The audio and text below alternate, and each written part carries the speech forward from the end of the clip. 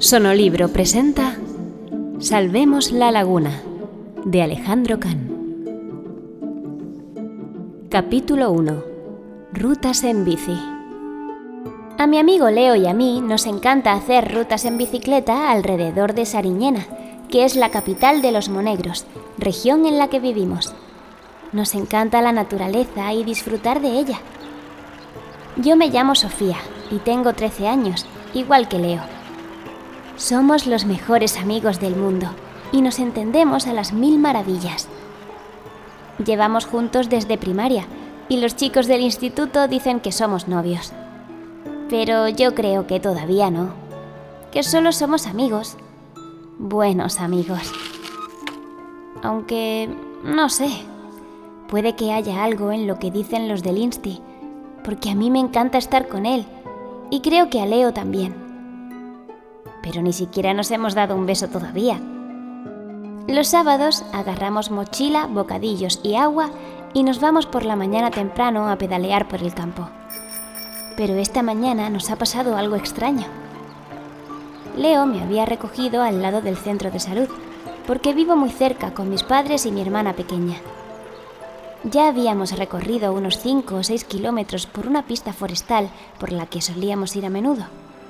Es una zona casi virgen de nuestra sierra, que tiene una gran densidad de pinos carrascos y nos encanta el aire que allí se respira. Por donde íbamos era casi un camino de cabras, porque apenas cabe un coche. De repente escuchamos el rugido de un motor de gasóleo y enseguida vimos aparecer un todoterreno verde, bastante viejo, con un letrerito que decía Parque Móvil. Era el Land Rover del guarda forestal y paró justo delante de nosotros, bloqueando el camino. El hombre que bajó del coche era de mediana edad, con barriga, y aunque era temprano, tenía cercos de sudor en las axilas. De forma no ya poco amigable, sino casi amenazadora, nos preguntó con el ceño fruncido: ¿A dónde vais vosotros por aquí? Nos quedamos un poco cortados al principio, pero le contestamos: estamos haciendo una ruta en bici. No podéis pasar por aquí porque hay peligro de desprendimiento. Así que daos la vuelta y volved por donde habéis venido, contestó de mal genio el guarda. Leo y yo nos cruzamos la más corta de las miradas, porque ya habíamos recorrido esta pista unas cuantas veces el mes pasado y no habíamos visto ninguna zona con roca suelta. Le contesté al forestal: ok, vamos a parar a comer el bocadillo y beber algo y luego nos vamos, ¿vale? Se nos quedó mirando durante unos segundos, valorando la respuesta, y finalmente nos dijo: bien, pero no tardéis en hacerlo. Se despidió tan desagradable como había llegado. Leo y yo nos miramos y sonreímos, porque habíamos pensado lo mismo. Seguimos pedaleando, despierta ya nuestra curiosidad por comprobar si era verdad lo que decía el forestal. A los 300 o 400 metros vimos una construcción extraña en la ladera del monte, no muy lejos del arroyo que había en el barranco. Era difícil detectarla desde arriba, porque estaba cubierta toda de ramas que la mimetizaban con el entorno. Desde lejos tenía la forma de una pequeña cabaña con esa forma semiesférica como la que tienen los iglús. Nos escondimos tras los pinos para ver si podíamos averiguar qué era aquello. Enseguida vimos salir de la cabaña a un hombre joven muy barbudo tirando de algo. Esa cara me suena, dijo Leo, que es un gran fisonomista, mirándome y esperando que le confirmara que yo también me había dado cuenta. Yo no veo demasiado bien de lejos, así que me limité a levantar los hombros. El hombre estaba empujando un barril que parecía de plástico y era gris. Lo puso en una especie de tobogán de chapa que empezaba a unos metros de la cabaña y que no se veía hasta dónde llegaba. Lo soltó y por la inclinación que tenía la chapa, el barril bajó dando tumbos hasta llegar al fondo de la ladera del monte, que es por donde corría uno de los muchos arroyos de la zona. En ese momento oímos el ruido de un coche que se acercaba y pensamos que sería el guarda forestal tan simpático de antes. Como no teníamos ninguna gana de que nos echase la bronca, montamos en las bicicletas de nuevo y empezamos a pedalear dando un rodeo para no encontrarnos con él. En un rato llegamos al museo en el pueblo. Habíamos quedado allí con amigos.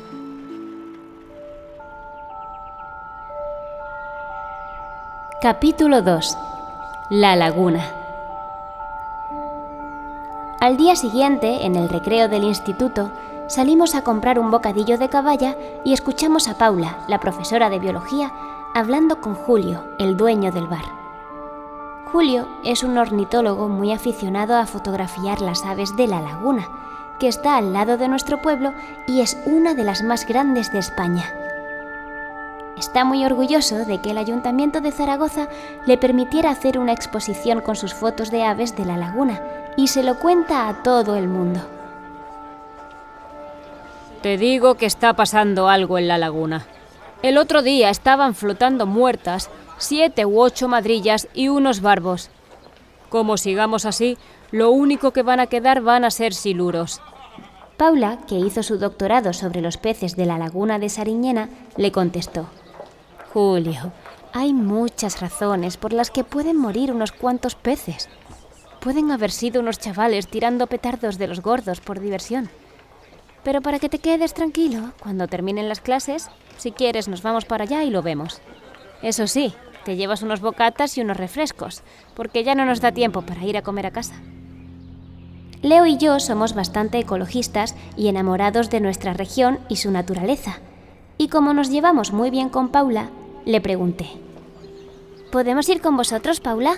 Nos miró y dijo: Sofía, no sé yo si... Bueno, a fin de cuentas es después de clase. Sí, podéis venir. Cuando al empezar la tarde llegamos a la punta occidental de la laguna, para nuestro disgusto vimos un montón de peces muertos flotando. Esto no han sido petardos, dijo Paula. Los peces están enteros, pero llevan días muertos. Paula cogió 3 o 4 y los metió en bolsitas de plástico. También llenó 2 botellitas con agua para poder analizarla. A la vuelta, aunque eran ya las 6, ella se quedó en su laboratorio para poder hacer los análisis. Nos dejó quedarnos con ella y cuando empezó a diseccionar uno de los peces, dijo: este pez llevaba bastante tiempo enfermo. ¿Y sabes de qué es de lo que ha podido enfermar? Pues no lo sé. Vamos a ver si analizando el agua sacamos algo en claro. ¿Y cómo haces la analítica? Hay una técnica que se llama la cromatografía de gases que permite determinar con bastante precisión la concentración de contaminantes, pero voy a tardar un par de horas. Marchaos a casa y luego os mando un mensaje. Estábamos ya en casa unas 3 horas después cuando recibimos un WhatsApp de Paula. En el agua hay dioxinas. Capítulo 3. Dioxinas. A la mañana siguiente, antes de entrar a clase en el Insti, esperamos a que llegara Paula y Leo le preguntó: he leído algo en internet, pero ¿qué son exactamente las dioxinas? Paula tardó en reaccionar 2 o 3 segundos. Son compuestos químicos muy tóxicos y contaminantes. ¿Pero cómo han podido llegar a la laguna?, pregunté yo. Paula pensó durante unos segundos y nos contestó: las dioxinas se suelen producir como residuos de procesos de fabricación, de manipulación de plásticos y de muchos procesos industriales, pero que yo sepa no hay ningún tipo de fábrica cerca de la laguna. Los agentes forestales que controlan la zona habrían informado a las autoridades de cualquier vertido ilegal. En ese momento, Leo y yo nos miramos. Los dos estábamos pensando lo mismo. Le hice un gesto a Leo para que se lo contara a él. Paula, ayer, cuando estuvimos pedaleando por la sierra, nos paró un forestal que no quería que continuáramos por un camino y nos dijo que había peligro de desprendimientos y estamos seguros de que mintió. Como se marchó, seguimos con las bicis y por casualidad vimos una especie de cabaña cubierta de ramas que estaba en la ladera del monte. Y allí vimos a un tipo dejar caer un barril de plástico hasta el arroyo. A Paula se le abrieron los ojos como platos. Se recompuso y dijo: «Ese arroyo desembocará en el Flumen y del río ya sabéis que va a la laguna. Chicos, si queréis, mañana por la mañana temprano podemos ir hasta allí en mi coche a comprobar si lo que visteis puede tener algo que ver con la muerte de los peces». Al día siguiente nos levantamos antes del amanecer y en el pequeño todoterreno de Paula llegamos a la zona de la sierra en la que vimos la extraña construcción cuando estaba saliendo el sol. Bajamos andando por la ladera del monte intentando no meter ruido, pero cuando estábamos hacia la mitad del descenso, como el suelo estaba mojado, Leo se resbaló y no pudo evitar dar un pequeño grito mientras caía. ¡Cuidado, Leo! No pude evitar gritar yo también, asustada al verle caer dando manotadas, intentando agarrarse a algo para poder parar la caída. Leo fue cayendo por la pendiente hasta que acabó chocando con la cabaña, metiendo un ruido sordo que hizo callarse a los pájaros. Las dos nos quedamos paralizadas a unos 30 o 40 metros arriba en el monte.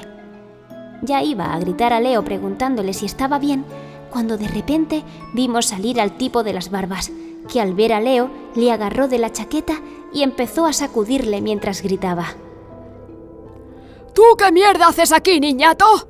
Luego, al levantar la cabeza y vernos, gritó: ¡Santi, sal, corre! He cogido a un niñato husmeando, pero hay 2 chicas arriba en la ladera. ¡Píllalas tú!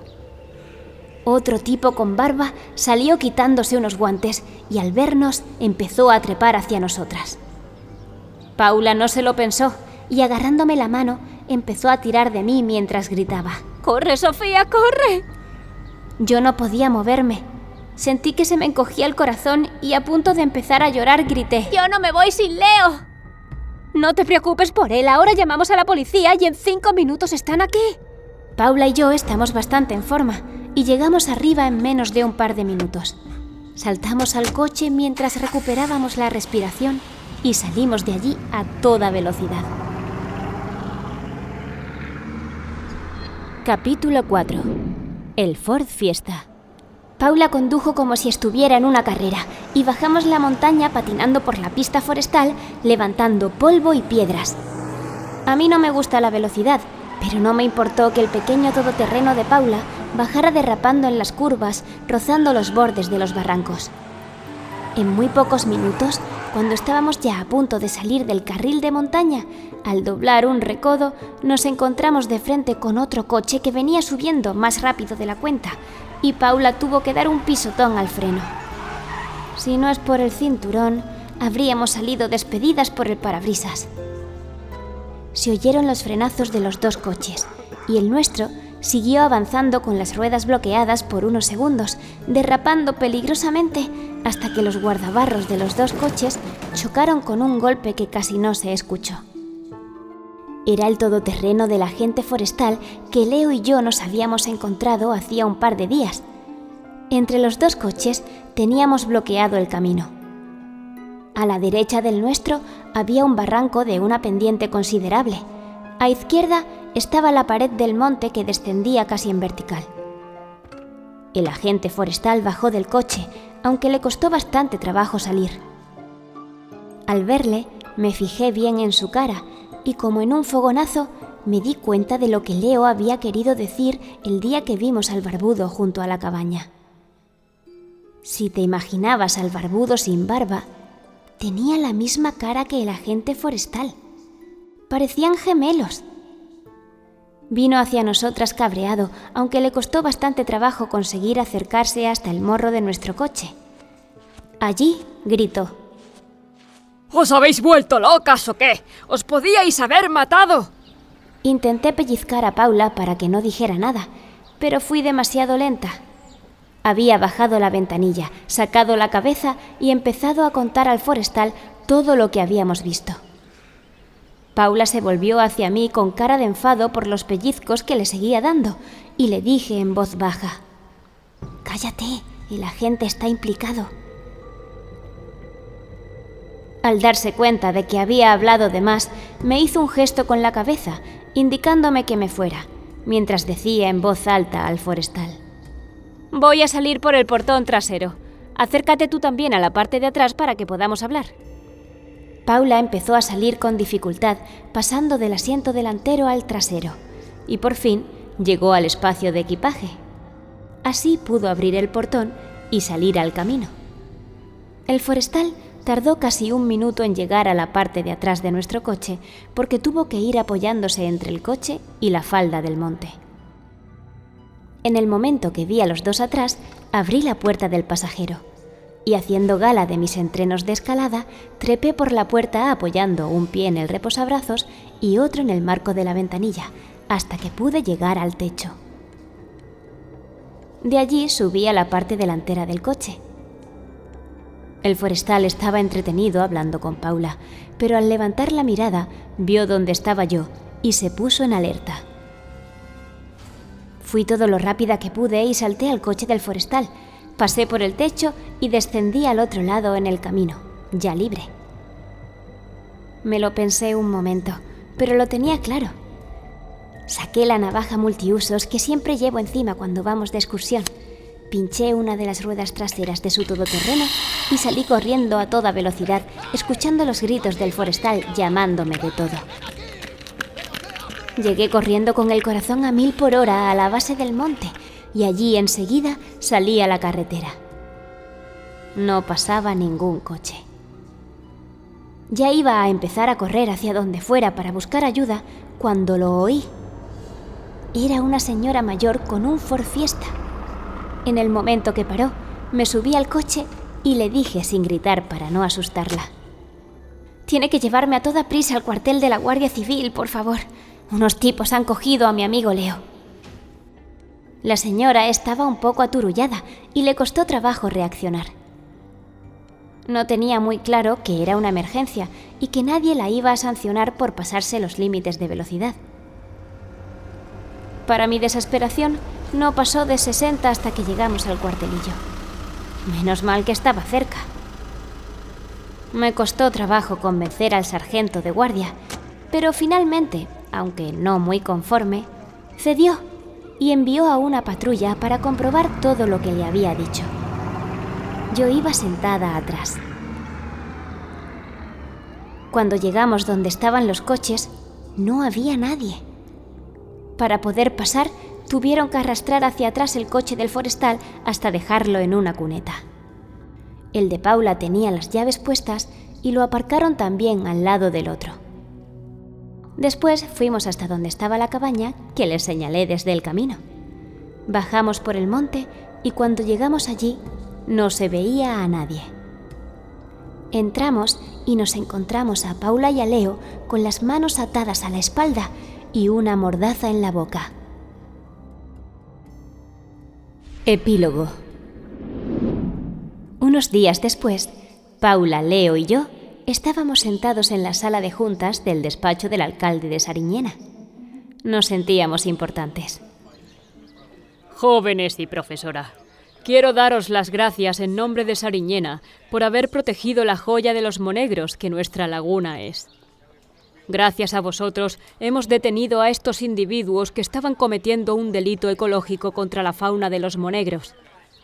Como a unos 40 kilómetros de aquí, hay una fábrica de papel que genera residuos muy tóxicos que requieren un protocolo de eliminación muy exigente y costoso.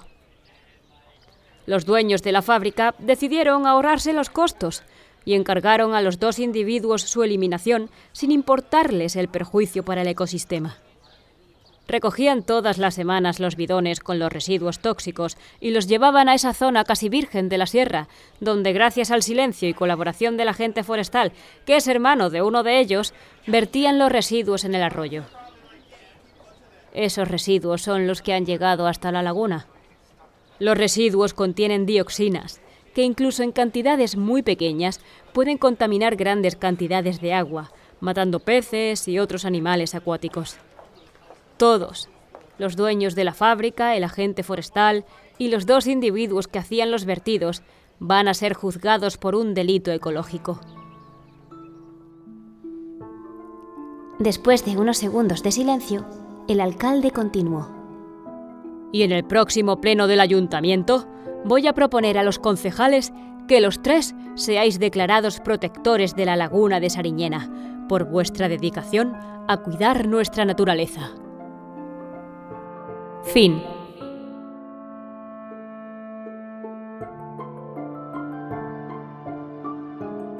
Habéis escuchado Salvemos la Laguna, de Alejandro Can, una producción de Sonolibro.